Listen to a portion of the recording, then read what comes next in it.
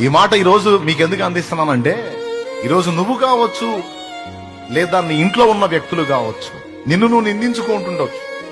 నీ దీన స్థితి అధోగతి చూసి, ఛీ, నాలంటోడు ఒకడు పుట్టడం అవసరమా, నాకు ఈ బతుకు అవసరమా, నేను అనుభవిస్తున్న ఈ బాధలు నాకు అవసరమా, ఏంది నా జీవితం, అర్థం లేదు అర్థం లేదు అని ఏవేవో అనుకుంటున్నావో నువ్వు ప్రస్తుతం నువ్వు ఉన్న పరిస్థితులను బట్టి.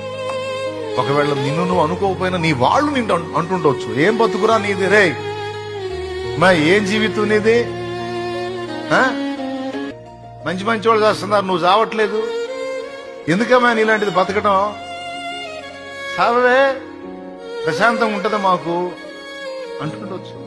తమ్ముడా నిన్ను కూడా అంటుండొచ్చు, ఏం బతుకురా నీది రే, ఏంట్రా, ఎందుకురా నువ్వు నీ జీవితాన్ని ప్రస్తుతం నీ దీనస్థితిని బట్టి ప్రతి ఒక్కడు నిన్ను తేలిగ్గా చూస్తుండొచ్చు, లేదా నీకు నువ్వు అనుకుంటుండొచ్చు, లేదా నీ వారికి అలా నువ్వు కనపడుతుండొచ్చు.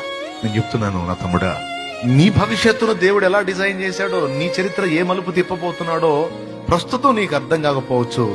ముందు రోజుల్లో ఒకటొకటిగా నీకు అర్థమైంది. నువ్వేం కలవరపడద్దు, ఏం కృంగిపోవద్దు, ఏం నిరుగారిపోవద్దు, జీవితం మీద విరక్తి పెంచుకుని ఏదేదో ఆలోచనలు నువ్వు చేసుకోవద్దు, అవసరం లేదు. ఒక్కటి నువ్వు చేయాల్సిందే, ఒక్కటి, నీ స్థితిని గుర్తుపట్టి నీ దగ్గరకు వచ్చి నిన్ను విమోచించిన ప్రభు వైపు చూడు.